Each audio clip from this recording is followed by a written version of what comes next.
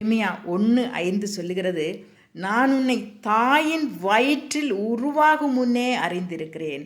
நீங்கள் உங்களையும் என்னையும் தாயினுடைய வயிற்றில் உருவாகிறதற்கு முன்பதாகவே அறிந்த ஒரு தெய்வம் உண்டு. அப்படிப்பட்ட தெய்வம் உங்களையும் என்னையும் கைவிடுவாரா? இல்லைங்க. நம்ம எவ்வளவோ கஷ்டத்தின் மத்தியில் நம்ம போகலாம், வேதனைகள் மத்தியில் கடந்து போகலாம். ஆனால் ஏசப்பா உங்களை பார்த்து சொல்லுகிற ஒரு அருமையான வார்த்தை, நீ தாயினுடைய வயிற்றில் உருவாகிறதுக்கு முன்னாடியே நான் உன்னை அறிஞ்சிருக்கிறேனே. நீ உன் தாயினுடைய வயிற்றில் இருந்து பிறந்து இத்தனை வருட காலமாய் நீ வளர்ந்து ஆளாகி கொண்டு இருக்கிற இந்த நேரங்கள்ல, இப்படிப்பட்ட சூழ்நிலைகளில் கஷ்டங்கள்லையா உன்னை நான் கைவிட்டுருவேன்.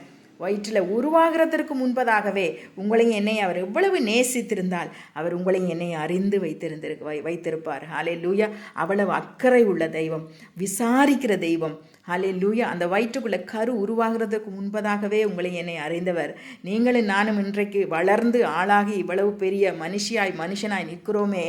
அப்போ அவர் எங்கள் கூட இல்லாமல் இருந்திருந்தால் இவ்வளவு தூரம் நம்ம நடந்து வந்திருக்க முடியுமா? இல்லவே இல்லை. ஒவ்வொரு காலகட்டத்திலையும் எசப்பா உங்களோடும் என்னோடும் கடந்து வந்திருக்கிறார், நடந்து வந்திருக்கிறார். அதில் எந்த சந்தேகமும் கிடையாது.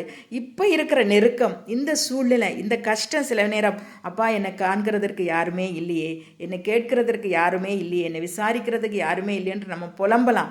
ஆனால் என்னதான் புலம்பினால் உங்கள் பக்கத்தில், என் பக்கத்தில் ஒருத்தர் நின்று கொண்டே அதை கேட்டு ஆச்சரியப்பட்டு கொண்டு இருப்பார். என் மகன் இவ. ஆனால் நான் இருக்கிறத மறந்து யாருமே எனக்கு இல்லையே, யாருமே என்னை விசாரிக்கலையே, யாருமே எனக்காக கவலைப்படலையேன்னு சொல்லி புலம்பிக் கொண்டு இருக்கிறாங்களே அப்படின்னு நினைச்சு அவர் ரொம்ப வருத்தப்படுவார்.